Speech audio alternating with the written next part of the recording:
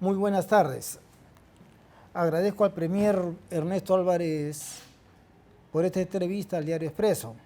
La primera pregunta es para usted, ¿cuáles son las tres principales prioridades de su gestión como Premier del Perú? La primera es acompañar al presidente de la República en esta lucha contra la criminalidad organizada, concretamente la extorsión, el sicariato y el secuestro. La segunda es tratar de garantizar la estabilidad económica no solamente para el siguiente quinquenio, sino también para los siguientes quinquenios, porque cuando se daña la economía es muy difícil revertir ese daño.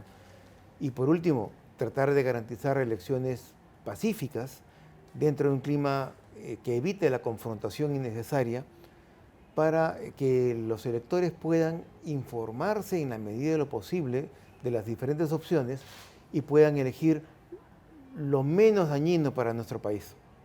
¿Qué estrategias está implementando el gobierno para reducir los niveles de pobreza en el Perú?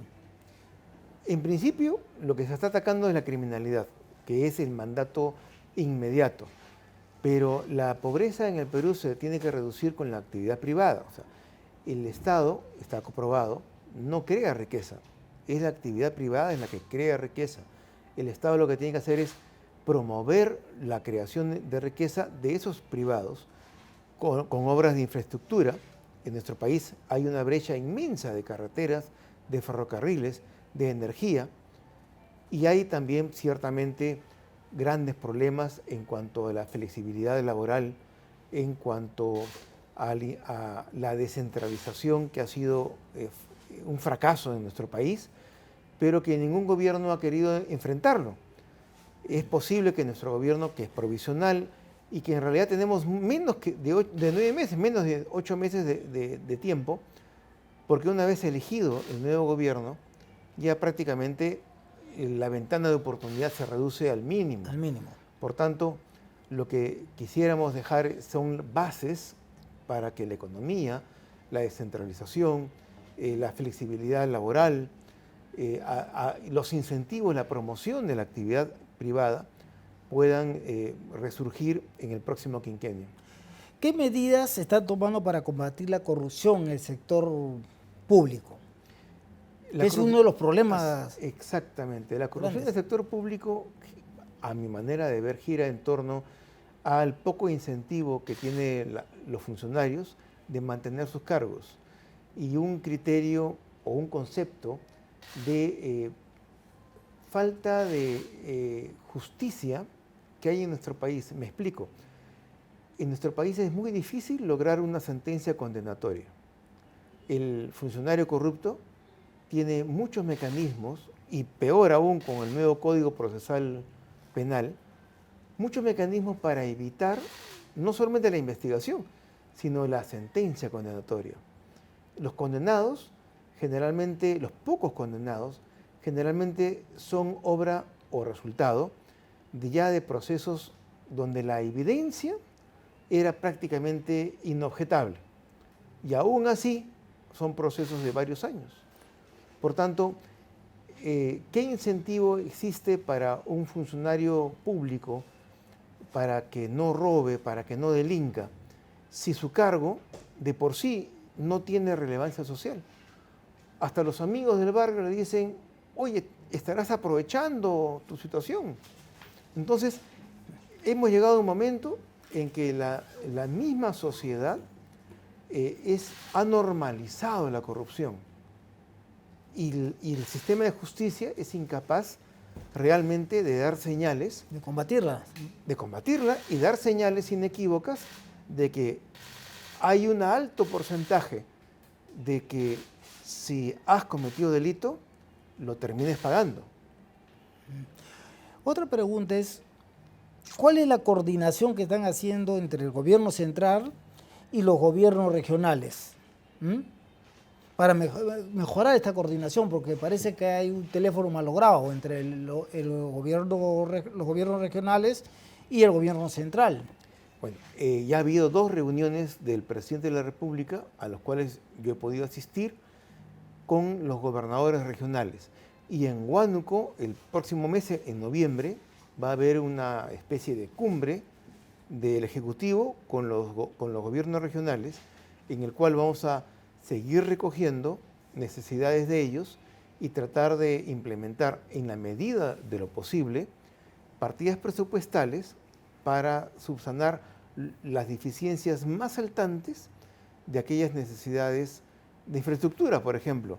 Pero claro, no se puede atender todo porque en nuestro país hay muchísima demanda de dinero público porque falta prácticamente todo en el Perú del interior. No hay carreteras, no hay energía, no hay temas elementales para dar calidad de vida, como educación pública. En ese sentido, ¿qué papel juega la transparencia en su gestión? ¿Y cómo está garantizado el acceso a la información pública? Ese es otro de los problemas. La legislación, el marco legislativo de transparencia, ahora ha sido fundamentalmente criticado con motivo del fallo de la RENIEC. Porque claro, lo que es transparencia tiene que ser equilibrado, tiene que ser ponderado con la necesidad de resguardar los datos personales y los datos que se considera de índole privada. Transparencia traspasa las vallas no solo de lo público, sino llega hasta lo privado. Llega a haber un momento en que se solicita, cualquier persona puede solicitar por ley de transparencia lo que gana el vecino. ¿Cuáles son los clientes del abogado rival? ¿Cuánto le depositaron, cuánto le cobran los clientes al abogado rival? Y así con las empresas.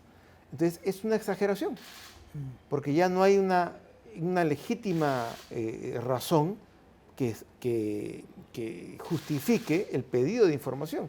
¿Hablamos de razón o proporcionalidad? Proporcionalidad. O sea, tiene que haber una racionalidad. O sea, ¿por qué solicita usted digamos, datos privados de la Universidad Nacional del Centro si usted es funcionario de la universidad rival, la del costado, la Universidad de Jauja? Entonces, ¿por qué esa transparencia absoluta mientras que paralelamente hay todo otro edificio legislativo que trata de preservar la intimidad de las personas y de las empresas? O sea, hay una contradicción terrible y lo que hay que llegar es a una ponderación de derechos. En estos días que lleva usted en el gobierno, ¿cuál es su evaluación sobre la economía peruana? La economía peruana, felizmente que cuenta con la informalidad, porque si no tuviese la informalidad como un 75% presente en nuestro país en muchísimas actividades, posiblemente sería una bomba social, porque habría muchísimo desempleo y habría muchísima pobreza extrema. Felizmente que el peruano es un ciudadano emprendedor, y cuando no tiene asistencia del Estado y cuando no tiene medios suficientes para tener un negocio propio, formal, lo que hace es formar una pequeña empresa con su familia, con los sobrinos, con los tíos, y emprende, y muchas veces no solamente subsiste, sino que beneficia a toda su comunidad. ¿Qué se hace para formalizar? ¿Qué tenemos que hacer? ¿Qué tiene que hacer el gobierno? ¿Qué facilidades se le tiene que dar a ese emprendedor para formalizarse? Yo diría al revés. Yo diría que tiene que hacer la economía formal para imitar a la informal. Porque la pujante es la informal. Y eso lo vemos hasta en la minería. Digamos, fuera ya de la minería ilegal, de la minería que extorsiona, que amedrenta, la banda criminal tipo la fiebre del oro de California, que emplea la violencia como mecanismo para la actividad minera, fuera de ella hay una economía que fluctúa entre la minería artesanal, la minería informal y una minería semiformal, o sea, tiene título, tiene de alguna parte de la actividad, pero desarrolla otras actividades conexas sin los permisos necesarios, pero eso se reproduce en todas las actividades económicas. El Estado presenta barreras burocráticas, pone trabas al emprendimiento como si se tratase de Francia o de Suiza, haciendo de que cualquier persona que quisiera ejercer una actividad tenga que pasar por varios ministerios, porque no hay una ventanilla única, hay varios ministerios. Y, por ejemplo, la otra vez conversaba con un grupo de médicos que vino de la PCM y nos decían que para poner un centro médico, o sea, sin urgencias, sin hospitalización, para poner un centro médico tenían que pagar un año el alquiler del edificio y comprar todos los elementos, todo el mobiliario y pagar los sueldos de enfermeras y médicos, porque durante un año era el tiempo que las autoridades se demoraban en darle el permiso. O sea, es casi imposible. O sea, es casi imposible que hubiesen centros médicos o policlínicos formales. Por eso que en el cono norte, cono sur, vemos una cantidad de oferta médica informal. Otro tema, usted ha declarado que Petroperú es una empresa inviable. ¿Qué hacemos con Petroperú? Los técnicos tienen que decir, una vez que el directorio esté integrado por personas que realmente amen al Perú y sus necesidades, sus sueldos, sus remuneraciones por debajo de los intereses del Perú. Una vez con gente así en el directorio, se puede analizar cuál es el modelo de salida más adecuado. O vender la empresa en su totalidad, seccionarla para vender aquellas secciones que son atractivas en el mercado internacional y eliminar las otras, o simplemente un modelo de emprendimiento público-privado, donde se incorpore la lógica de los privados a un funcionamiento público. Entonces, hay varias posibilidades, pero lo primero que tiene que hacerse es el concepto mismo de cortar el financiamiento irracional que en los últimos años y por temor a las consecuencias políticas, los últimos gobiernos han seguido brindando a una empresa que está quebrada, por más maquillaje de cifras que pueda enarbolar. ¿El gobierno está impulsando la inversión privada y extranjera?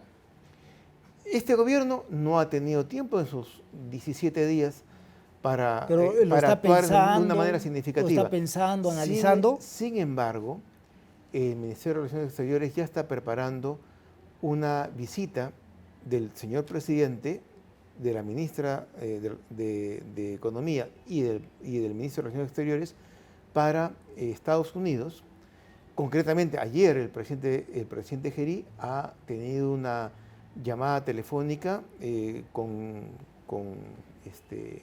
el canciller y con la ministra de Economía, con un alto funcionario del gobierno norteamericano, precisamente para explorar primero las posibilidades de acercamiento con Estados Unidos, porque es un mercado muy importante que ha sido prácticamente olvidado en los últimos años por el Perú, y tratar de generar la confianza en cuanto a que el gobierno peruano mantiene su multilateralismo, que es una política internacional ya de muchos años, no se adhiere concretamente a ningún modelo, pero que reconoce en Estados Unidos esa hegemonía de los valores y principios que cimentan el orden jurídico y el orden moral en Occidente. El problema de desempleo, y especialmente de los jóvenes, ¿cómo lo ven ustedes? No hemos tenido ocasión ni siquiera de acercar nuestras perspectivas. El problema del empleo... ¿No tiene una estadística? Todos los datos con los cuales contamos hablan de que el empleo en el Perú es una situación como la actividad económica, ficticia, porque básicamente los derechos laborales son privilegio de una pequeña parte de la población peruana, porque el 70% de los peruanos no tiene acceso a la formalización laboral.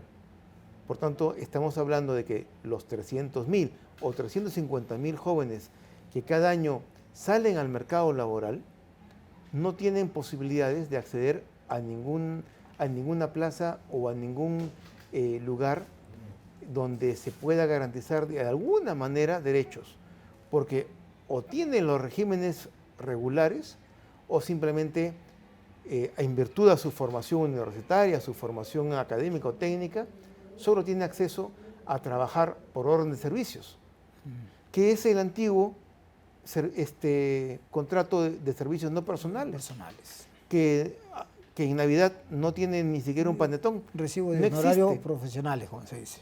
Entonces, como siempre en el Perú, estamos entre una realidad ficticia que beneficia y privilegia solo a un pequeño grupo de peruanos y una realidad inmensa, pero que la queremos esconder, porque no nos conviene saber la verdad y actuar conforme a la realidad. Sobre ese tema, ¿cómo apoyar a la pequeña y mediana empresa, las pymes?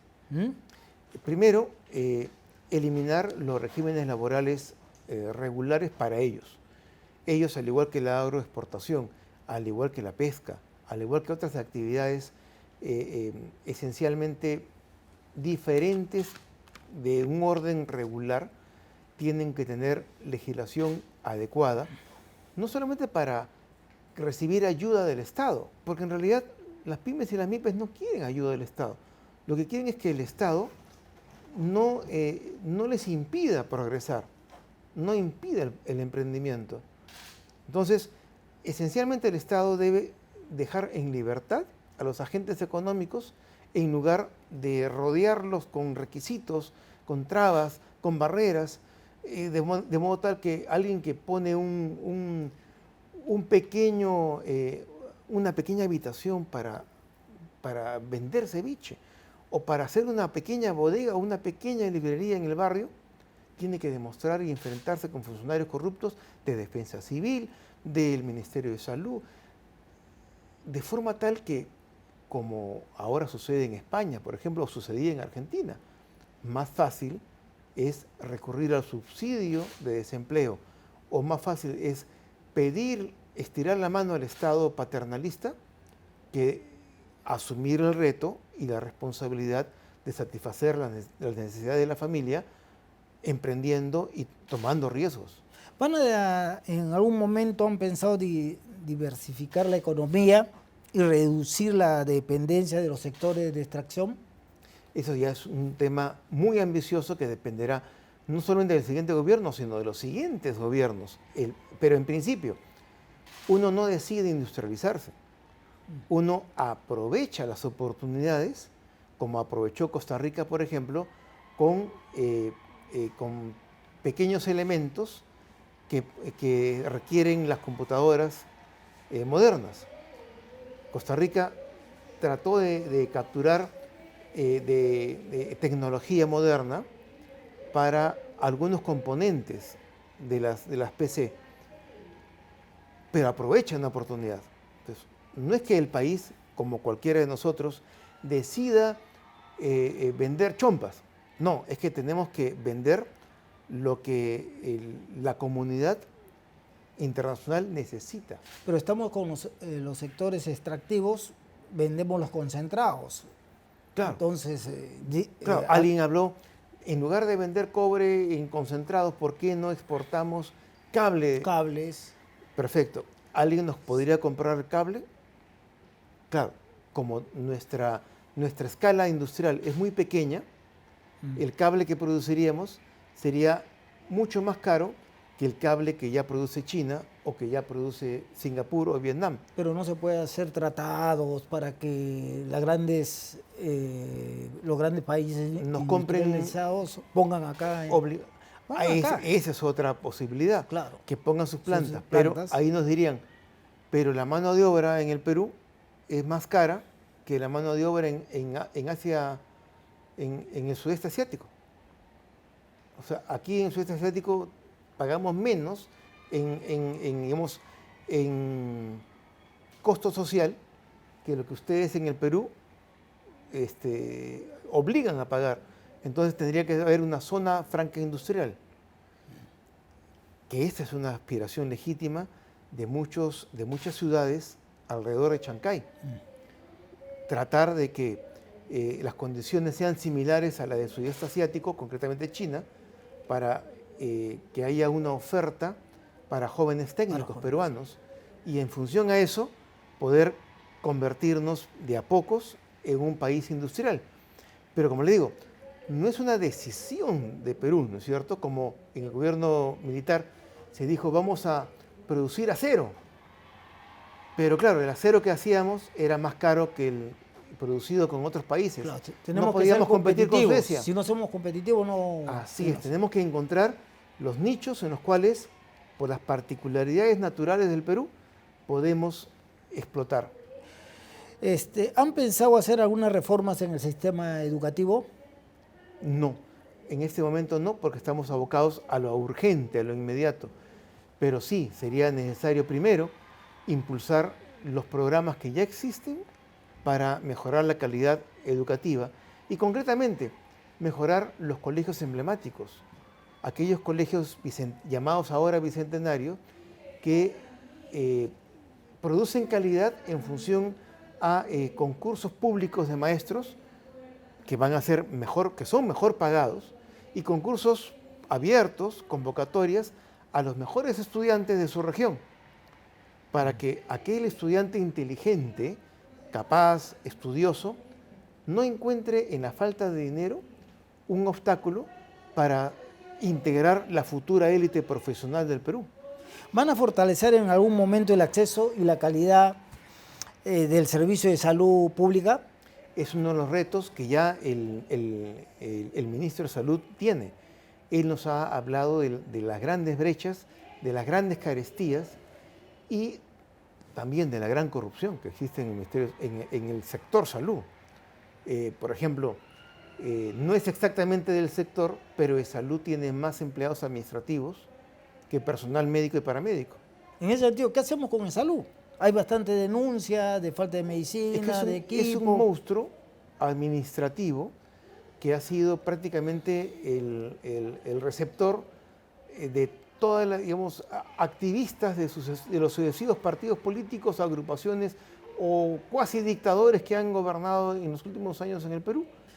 Y nadie se ha preocupado de la eficiencia.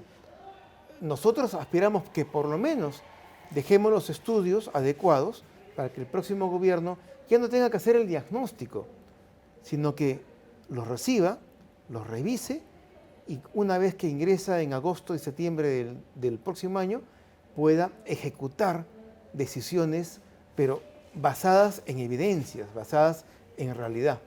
El secretario general de SINASOC de Salud ha denunciado la corrupción que hay en Salud, pero nadie escucha. El gobierno anterior ha mirado para el costado, no ha tomado medidas. ¿Qué hacer? Es otra área donde hay excelentes médicos sacrificados, hay excelentes funcionarios, hay excelentes directores, pero también hay de los otros.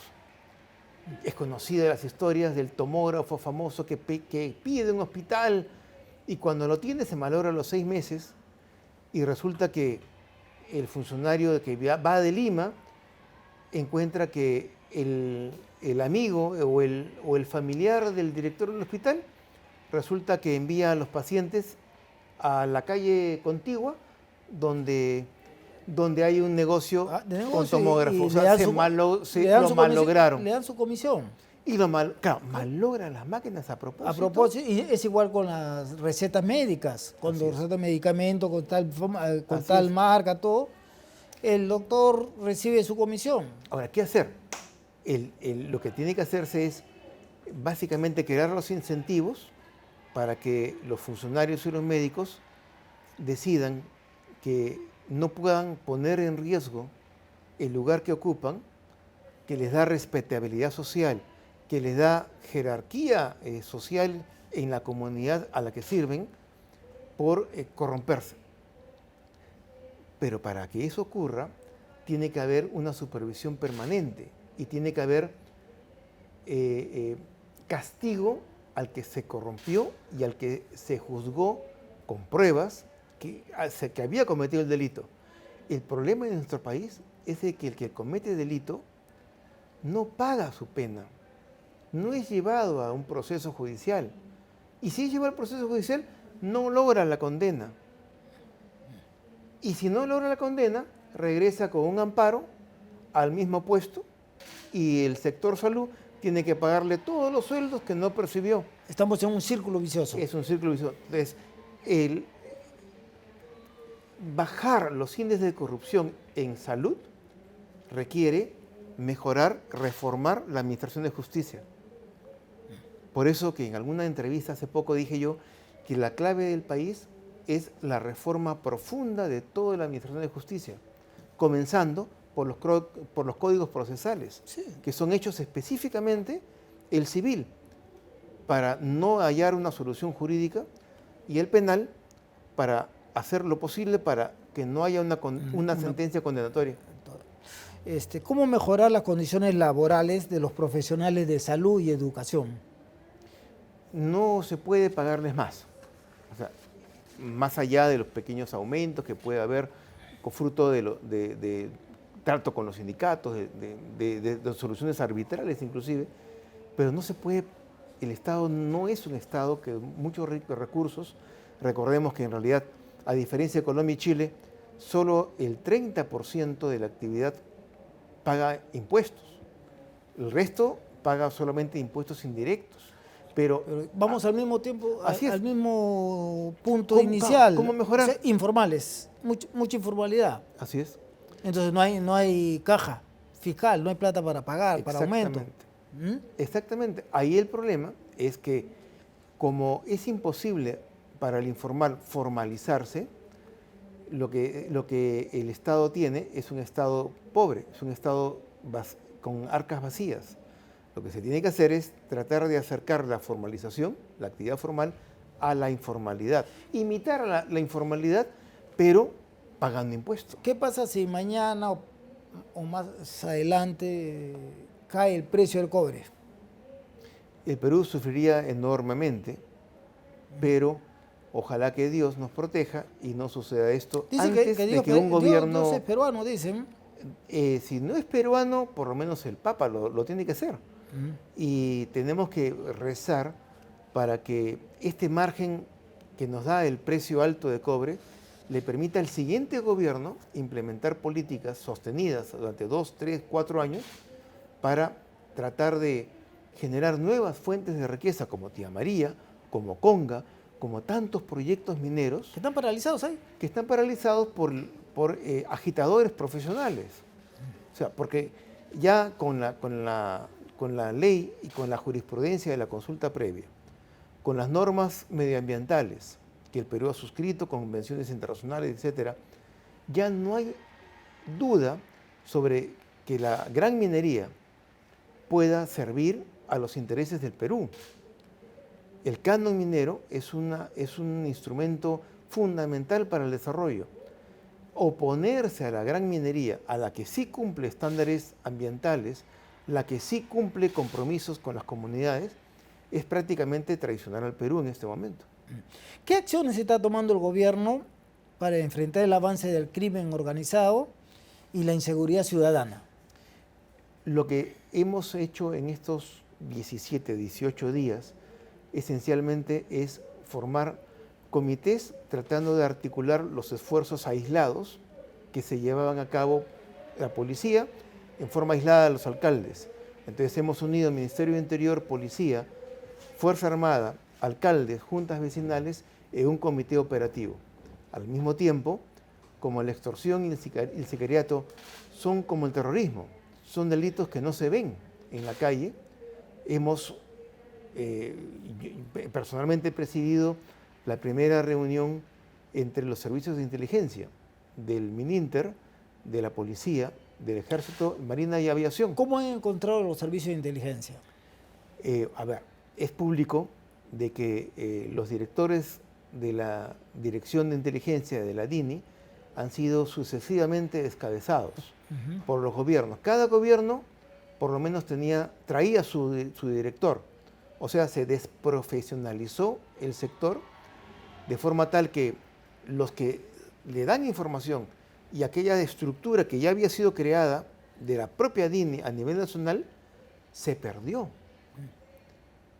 Y cuando se pierde el trabajo de inteligencia, es muy difícil recuperarlo. Reconstruirlo es una labor de años. Es como cuando en las películas de James Bond se encontraba la identidad de los agentes, de 18 o 20 agentes norteamericanos en Rusia. Se perdía durante años la posibilidad de hacer inteligencia. O sea, inteligencia no es una labor de meses. Por tanto, ha sido absolutamente irresponsable el tratamiento que ha recibido toda la comunidad de inteligencia, a la cual tenemos que respetar. Sí. El ministro del Interior, Vicente Tiburcio, ha anunciado una reforma de la Policía Nacional, que va a mandar unas normas, unas leyes al Congreso solicitando facultades para depurar. ¿Se ha hecho algo o ya tienen algo elaborado? No tenemos el proyecto, por lo menos en PSM no tenemos el proyecto, pero hay que tener mucho cuidado porque la policía también ha sido descabezada. Cada presidente ha mandado al retiro a un número elevado de generales y de coroneles, de forma tal que se ha desmoralizado a la propia policía, que además de tener elementos ciertamente corruptos, también es cierto que ha sido enfrentada a la criminalidad sin contar los elementos y las armas adecuadas para ello, y en muchas ocasiones han sido incluso llevados a las prisiones comunes por haber enfrentado al crimen, de forma tal que hay una compleja maraña de elementos que realizar. El anterior ministro del Interior ha dejado un proyecto de ley de pase a retiro de cerca de 2.000 supuestamente mal elementos. No sé si lo van a usted a llevar a cabo o lo van a seguir, no sé. Tenemos que estudiar eso con inspectoría, no solamente de la policía, sino inspectoría del Ministerio del Interior, porque en realidad no es que nos sobren 2.000 policías, sino que ya quisiéramos tener 2.000 policías más. O sea, en plena guerra no podemos evaluar, examinar rápidamente a los oficiales y desprendernos de un número elevado de oficiales. Hemos ido ya a la guerra y en el transcurso de esa guerra tenemos que señalar y depurar a los elementos que no funcionan. Corresponderá al siguiente gobierno ya analizar las carpetas de cada uno de los agentes y de cada uno de los oficiales.